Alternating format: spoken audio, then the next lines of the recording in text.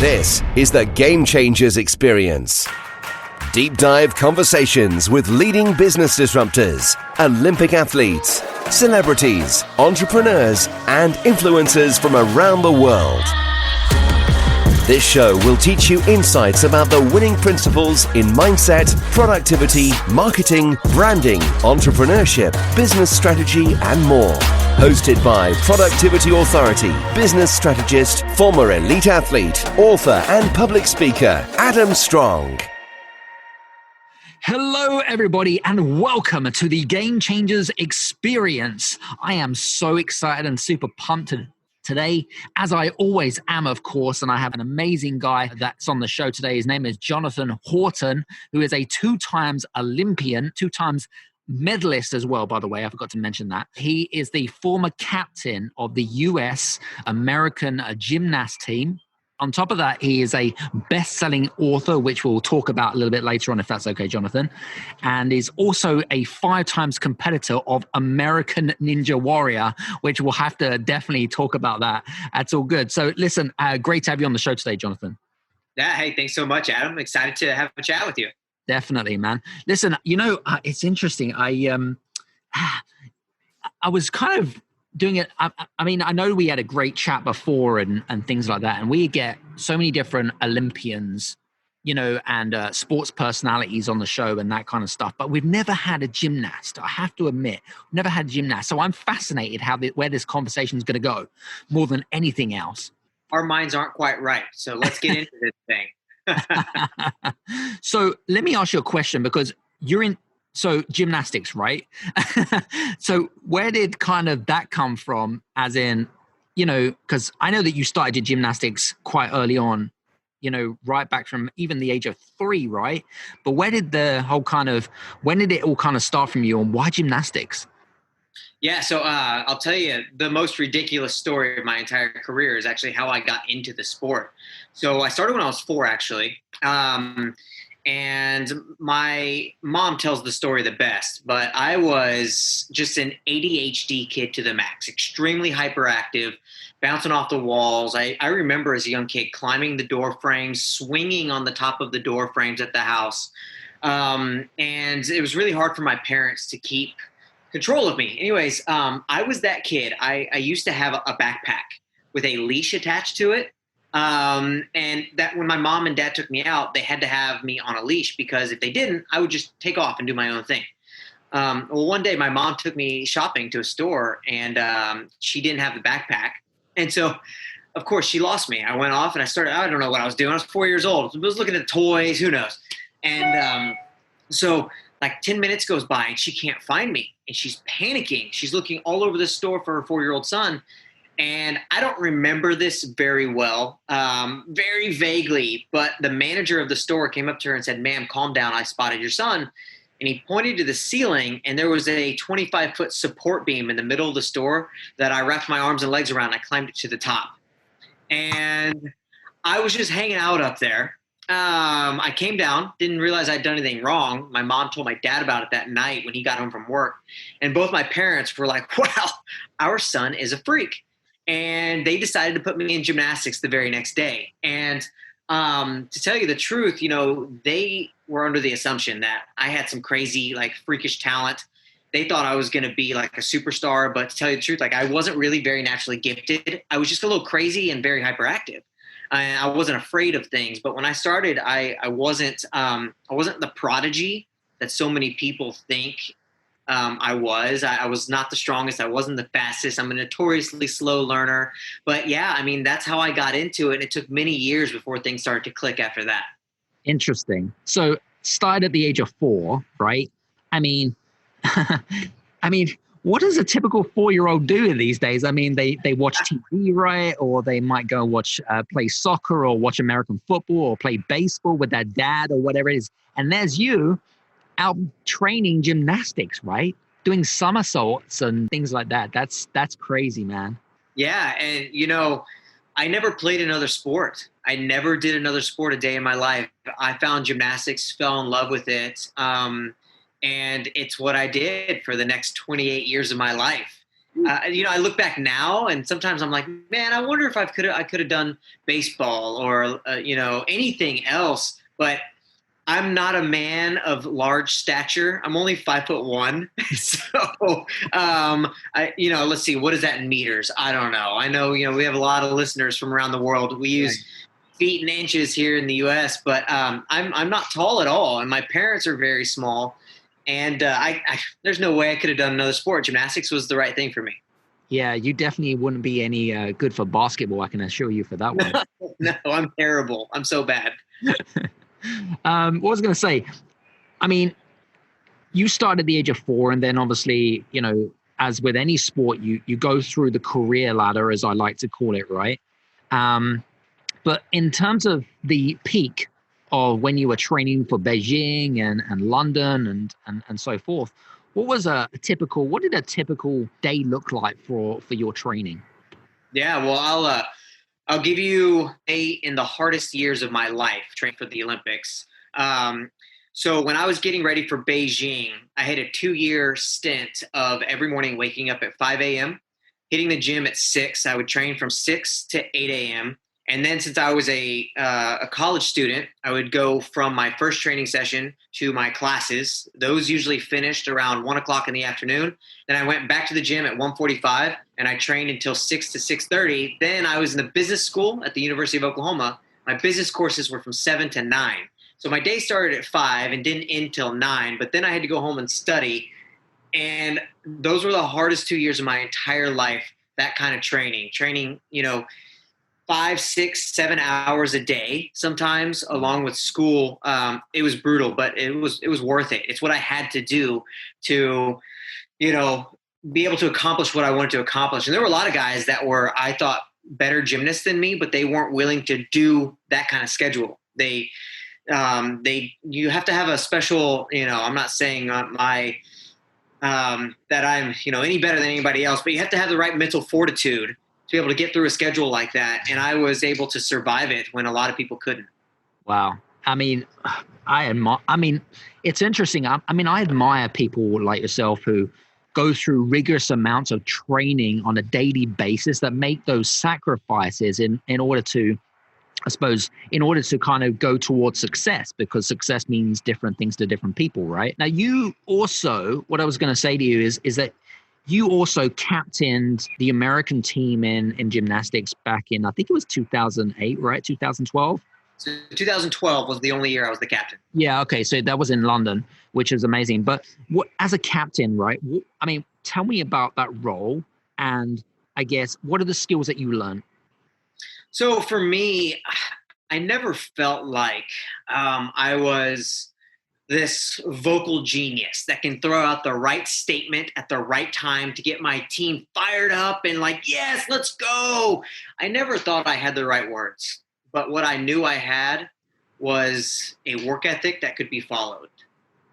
So I did, from time to time, I would say what I felt like was on my heart and mind to my team. But the number one thing that I thought I could do as the captain and the leader of my team was just outwork everybody and hope my team follows. And I really think that that's what happened the years that I was the leader of the team was I just always told myself I'm going to do more than anybody else, and people are going to try to keep up with me. I don't want to keep up with them.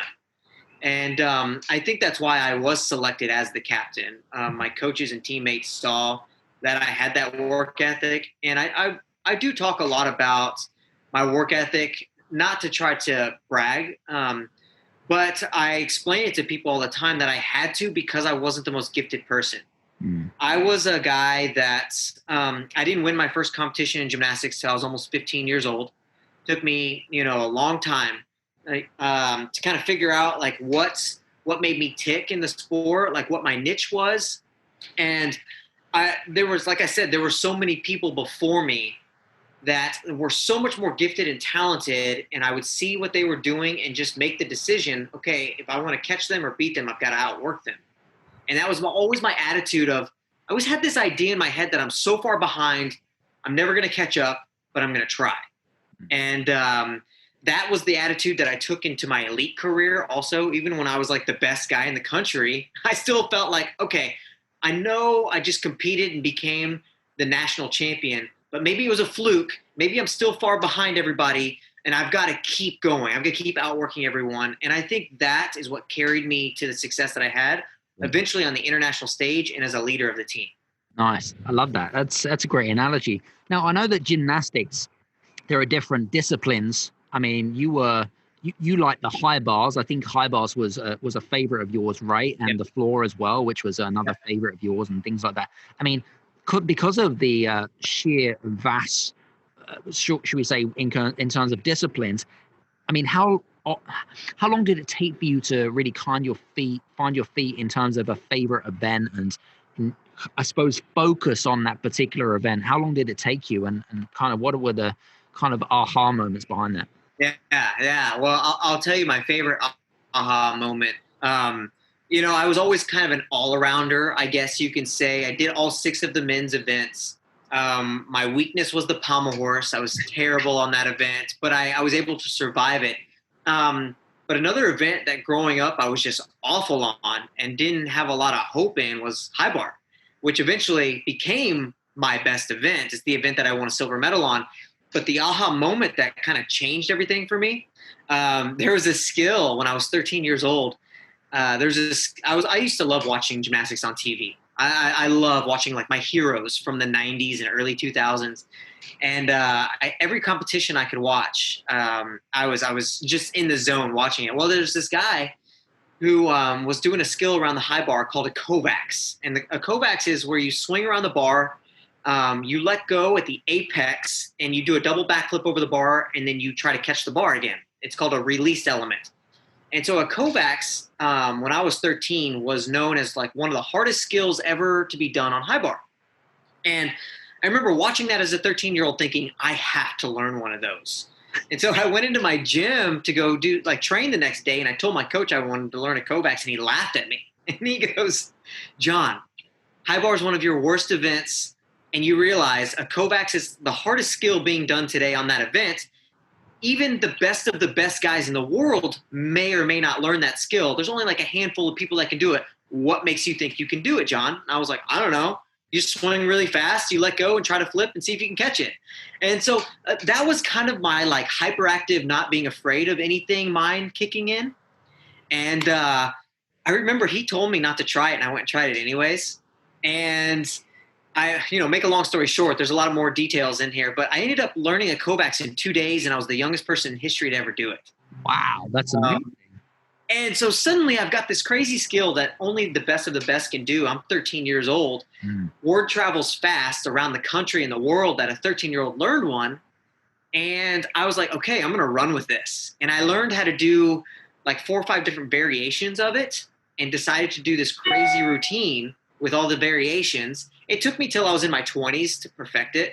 But then when I got to the Olympic Games, I nailed that routine, won a silver medal, almost got the gold.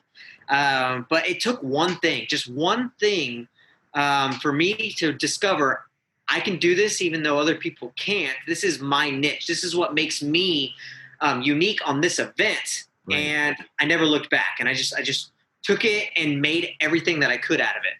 Fantastic. It's interesting because, we, as a lot of our listeners are entrepreneurs and business owners, and we talk about, certainly my message is around niching, right, into a certain industry or going after a certain clientele or avatar or whatever it is. You kind of use sport as your kind of niche or niche, and how you kind of perfected it and things like that. I was going to ask you actually, because gymnastics is, you have tend to have should we say a panel of judges, don't you, where they score you for and things like that. I want to ask you because, it's really interesting in terms of the hours that you put in, whether it be the Kovacs or the high bars or whatever it is, right? How important was perfectionism as part of sport? Well, it's and did it kind of hold you back, or did it kind of like was it kind of a hindrance? Well, it's a love-hate relationship. That's for sure. That's what I was thinking. So I was very much a perfectionist, and what that did to me was it caused a lot of frustration. trying to be a perfectionist, because in a sport where a 10.0 is a perfect score and you never see a 10.0, you quickly realize, okay, I'm trying to be perfect, but I'm quickly seeing that this pursuit of perfection, I'm never going to get there. And it, like I said, it drove me insane day in and day out to try these skills over and over and over again. It didn't matter if I did it one time or a million times, I couldn't do it perfectly. And there was something that my coach told me growing up that hit me hard when I was training for the Olympics. As a young kid, I used to break down and cry. I'd be in tears as a kid trying to perfect things and realizing I couldn't do it. My coach used to always say, John, relax. I want you to understand that in life, you're only going to be perfect 1% of the time. And I actually write about this in one of my books, the 1% moment. And, it's like we always want to be perfect, but it's unrealistic. But then every now and then life gives us that moment of perfection. And I never got it until the Olympic Games in 2008. I had my 1% moment. Because in 2008, I had a perfect competition. I did something that I've never seen anybody else do. I nailed all my routines. I stuck all of my landings. I had a perfect day, not a single mistake. And it was the only moment in my 28 years of the sport where I had a perfect day. And so, perfection was something that I aspired to get to. But at the same time, it hurt me in terms of frustration, but I had to grow in that and learn, okay, this frustration isn't helping me. I have to pursue this and not let it end my career by realizing I'm not perfect every day, because that's not possible. It's interesting. I really wanted to kind of go in deep with that, because, a lot of our entrepreneurs and business owners and a lot of the perfectionists, as I say, listening right now, right? I teach about the fact that there's no such thing as perfectionism, right? And even though you were kind of in a discipline or a sport, which was, it was all around perfectionism, and you kind of highlighted the fact that you just need that 1% day for it to be perfect. But I love that, because that kind of really, I hope that for you guys that are listening, by the way, I hope that really kind of helps you, whatever that you're doing right now, whether it be read a book, write a book, complete a course, complete a project, any of those things that are holding you back. And, it's interesting, John. So it's amazing how many conversations I have with business owners and entrepreneurs. And then, so I was speaking to a lady the other day, right? And she's like, yeah, so I've been writing a book. And I was like, okay, cool. So she'd been doing for like 2 years. And I was like, why haven't you got it published? Oh, it's because I'm rewriting it and I'm like, are you 80% happy with it? She went, yeah. I went, get it published. Yeah. So it's interesting. There's no such thing as perfectionism. I love it.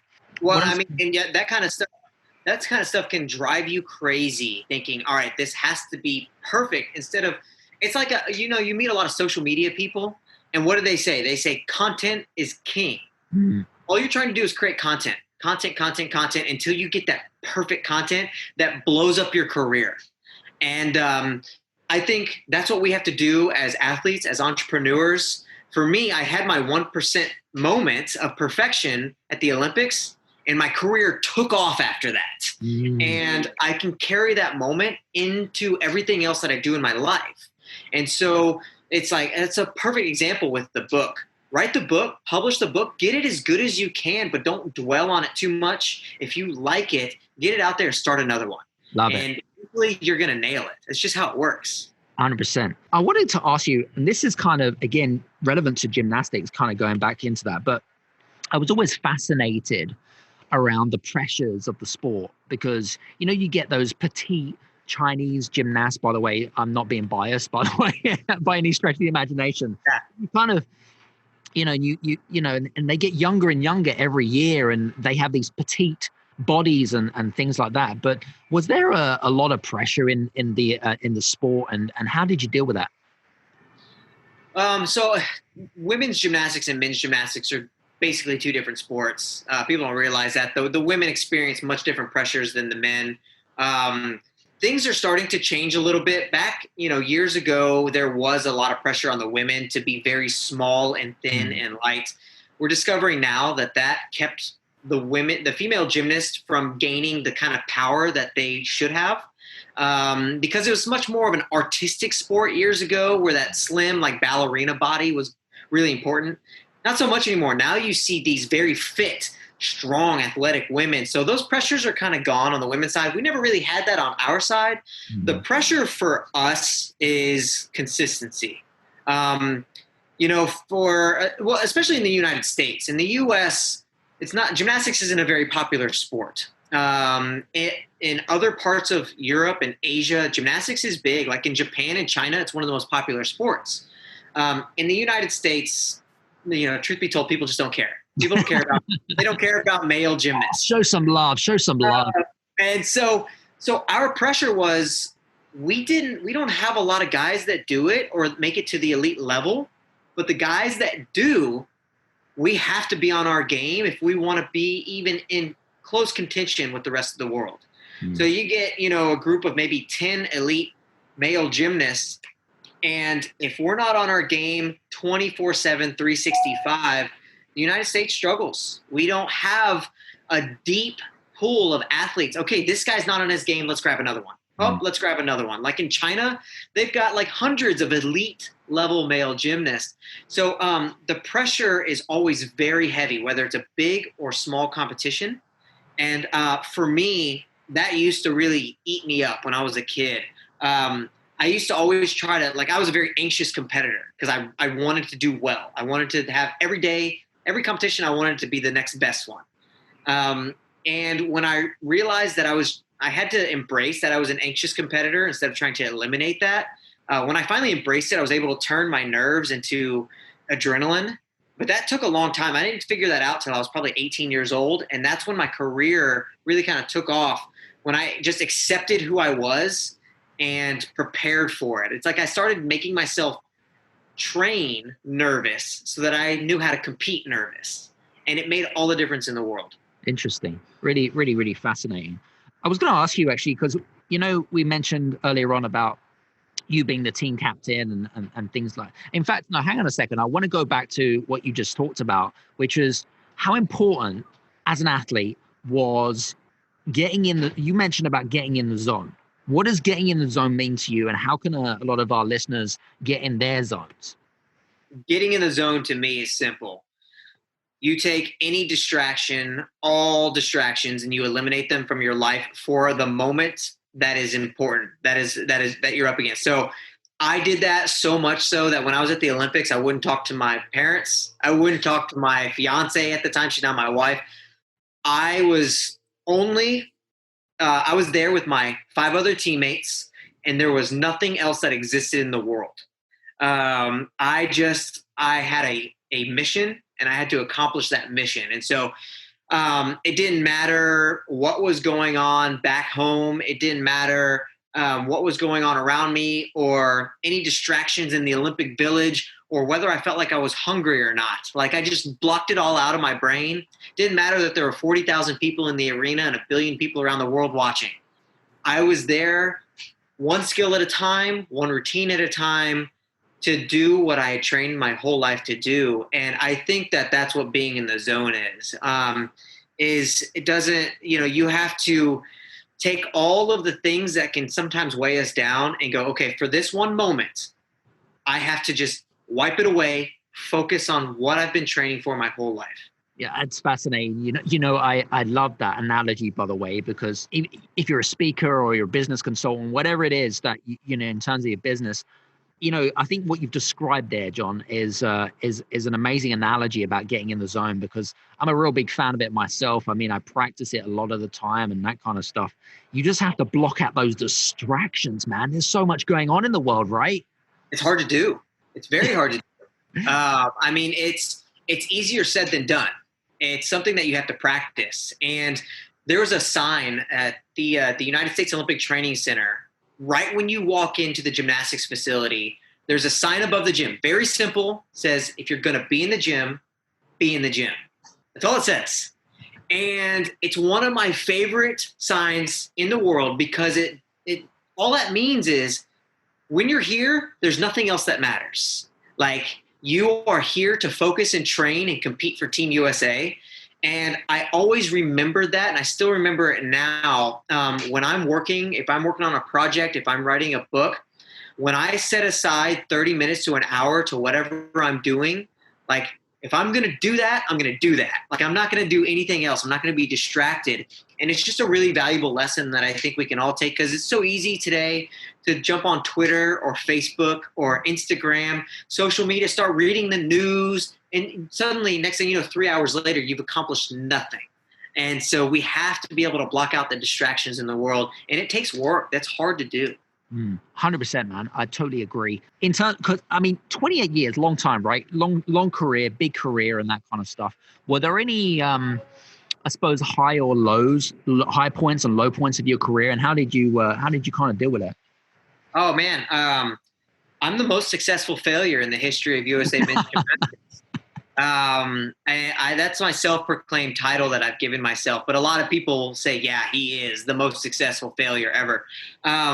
I have more last place finishes than for my era. I also hold the record for the most falls from a U.S. gymnast at major international competitions. And then one of my greatest claims to fame is I led Team USA to the worst performance in history at a World Championships. I fell 6 times at the World Championships. We finished in 13th place. No team before and no team to this day has ever done that. That was in 2006, and it was all my fault. My entire career was a wild roller coaster of ups and downs and twists and turns. And I many, many times lost the kind of the trust and support of my teammates and coaches, because so 2006 was probably the biggest make or break moment of my life, because that was my first World Championship experience. I was supposed to be one of the best gymnasts in the country that was going to lead USA to something great. And then I went and fell 6 times, and we finished in 13th place. That was one of those moments where I nearly quit the sport. It was 2 years before the Olympic Games in 2008. And my coaches and teammates were so angry with me because, although gymnastics is an individual sport, you're doing your routine by yourself, there's a big team component. And my teammates needed me to perform well so that we can win a medal together. And when I didn't do my job, I let everyone down. And I didn't think that I was going to have a shot at making the Olympics 2 years later because of that experience. It was kind of one of those moments where I was like, okay, this is as far as I could go. Like, this is it. I got to the World Championships. I bombed. My career's over. I should just walk away. But, there was just this little voice in the my head that was like, no, John, you're going to keep going until this is over, until you got nothing left in your body. Luckily, I won the Olympic trials in 2008, locked on to the Olympic team. But still, when I got to the Olympics, people were like, oh, shoot, is Horton going to is he going to bomb again for Team USA? People were really nervous. And so when I went and had the greatest day of my life, I really think it was because of that 06 moment. It was because of all of the horrible times that I had in my career, because without them, I don't think I would have worked as hard as I did. I think that had I just had kind of one of those careers where I always had decent competitions, kind of mediocre, I would have never had those extreme dips, hit rock bottom, and those extreme highs. I think the most successful people in the world have extremely highs and extremely lows. It's just how it works, but you become better from the lows. Yeah, it's interesting. I was actually having a conversation with a good friend of mine today. We're actually talking about our entrepreneurial journey, right? And it's exactly like that, right? You go on this roller coaster ride. It starts off you get these kind of little tiny bumps, right? You get these tiny bumps, and then as you progress throughout your career, those highs and lows get larger and larger, right? Yeah. And it's simple. It sounds exactly like your career right now when you talked about the World Championship and you got to a massive low, then you come up to a massive high, right? With the Olympics back in 2008. I mean, that's pretty fascinating. But, guys, we're all on the journey, by the way. Yeah, I got to give you one more of my favorite stories, because even this story blows my mind. So my first major competition, I was 11 years old, and it was called the Future Stars National Championships. It was for 11 and 12-year-old kids. 50 of us got to go to a competition, and the top 15 were going to make kind of the first level of the national team in the United States.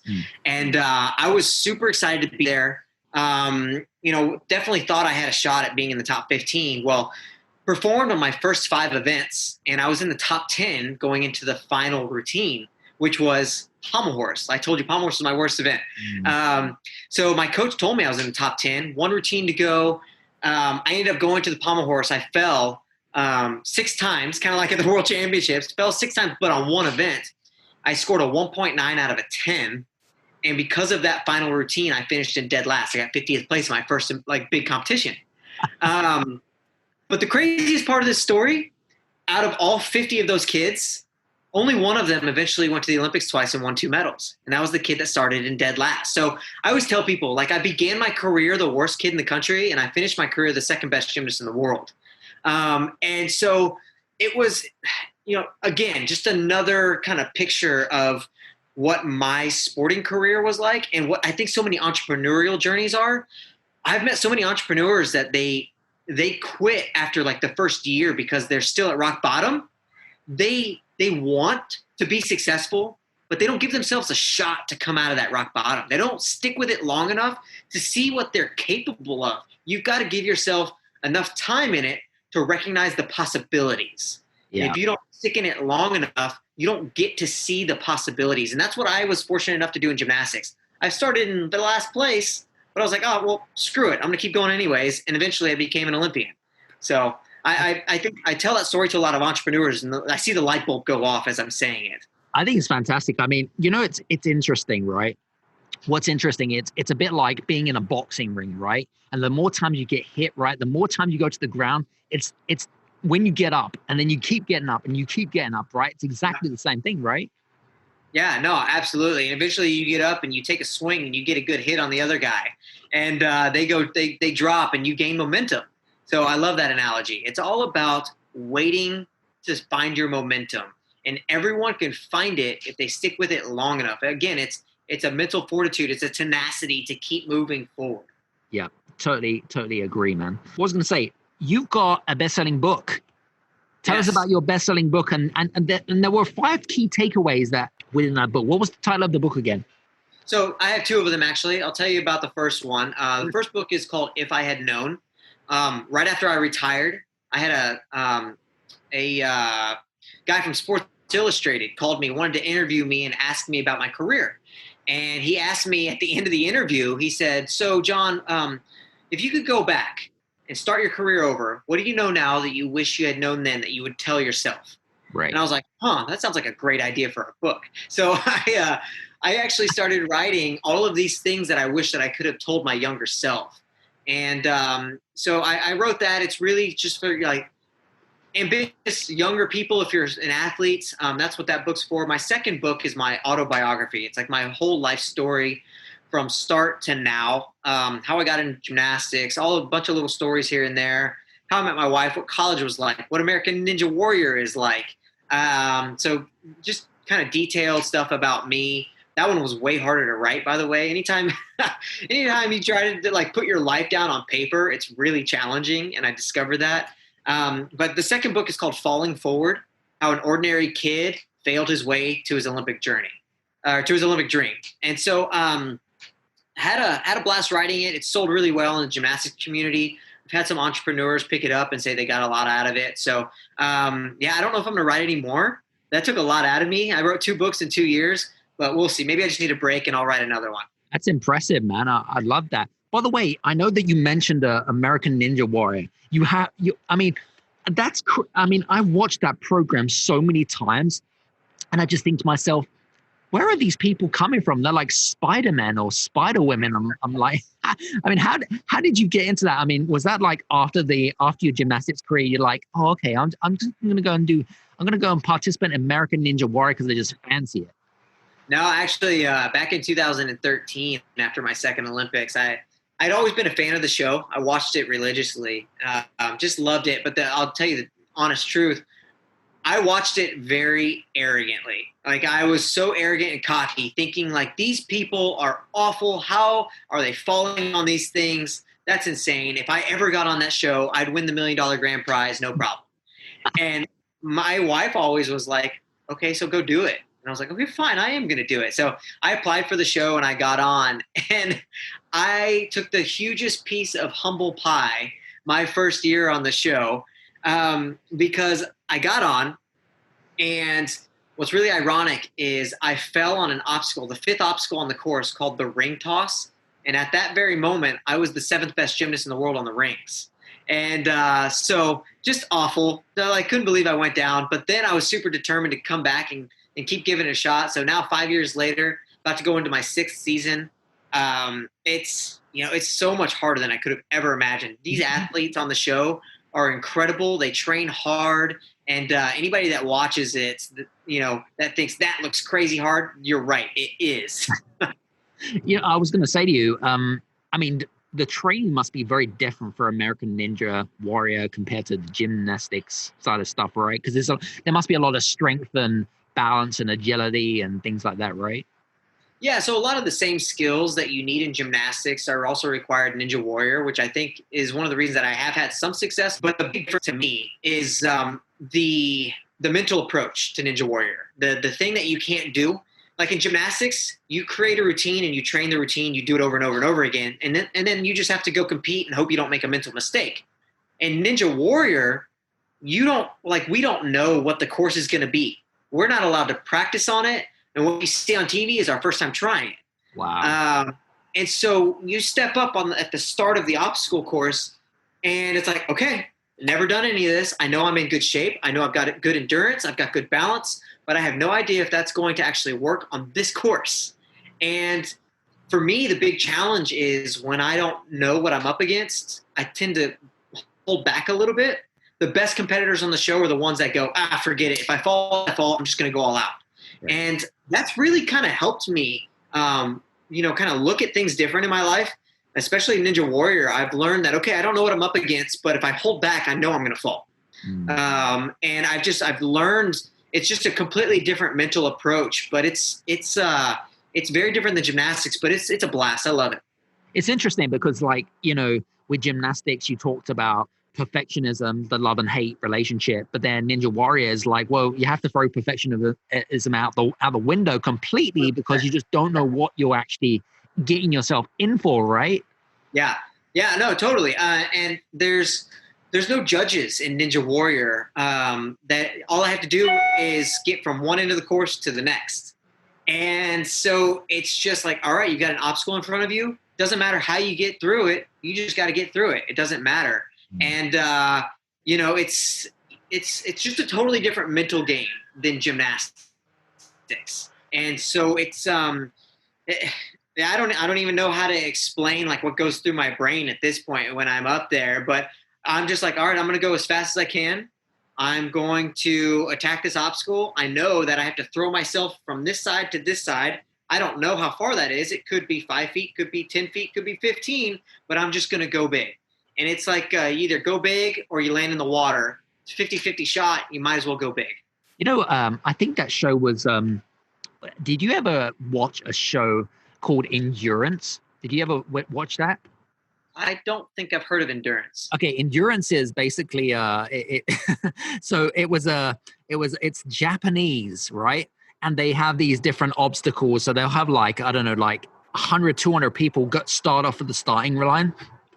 And they might have, for example, the participants might have to run up a hill, but then there's all these massive, huge balls going down and then they've got to kind of swerve in between. And then people when they get knocked over, you're out, right? And so there's different ones I don't know, for example, there'll be if you're in a rowing boat and you've got a laser beam and you've got to try and hit the target and stuff like that. It's so funny. I was kind of thinking maybe Ninja Warrior was off the back of Endurance. Yeah, well, have you ever heard of Sasuke, which is the original Ninja Warrior in Japan? No. So in Japan, that's where Ninja Warrior started, and the show is called Sasuke. And it's been around for 30 seasons now. And it's one of the most popular TV shows in Japan. And so then we brought it here. Now we've had 12 seasons in the United States. So those kinds of shows are very popular there. I love it. It's fantastic. It's very cool. So I was going to say, your book is Falling Forward. And your first book was called? If I Had Known.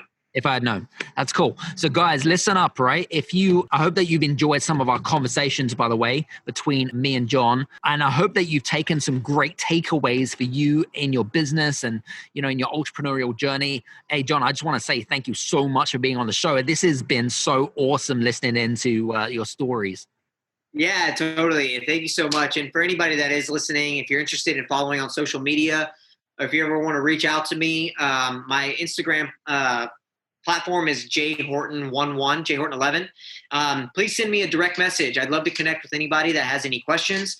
If you would love to purchase a book and have it signed, go to my website, hortonathletics.com. And I love to connect with anybody that's out there that has any questions. So please reach out anytime. Cool. Appreciate you, brother. Listen, I just want to give a big shout out to Mr. Eric Swanson over in Scottsdale, Arizona, for introducing me to John, because I'm sure that we're going to do some stuff together in the future. I'm a big believer of that, actually. Yeah, no, Eric, if you're lisening, you're the man, Mr. Awesome Eric Swanson. So, you missed that. Mr. Eric Awesome Swanson. That's what we say to him. He's a little crazy, but I like crazy people. So, so thanks so much for the connection. This has been great. It's all good. Listen, guys, hope that you've enjoyed this episode of the Game Changers Experience. Make sure that if you haven't already done so, make sure that you listen in to the previous episodes if you haven't already done so. And also look forward to our next episode coming up on the Game Changers Experience. Have a fantastic day, week, month, whenever you listen to this. See you soon. Have a good one. Bye-bye. Hey, you guys, I just want to say thank you so much for listening in to this episode of the Game Changers Experience. I hope that you got some amazing value, some great insights, and golden nuggets that you can implement into your business straight away. I would really, really appreciate it if you could leave a 5-star review on the button below. Have a fantastic day, and we'll see you on the next episode. Take care.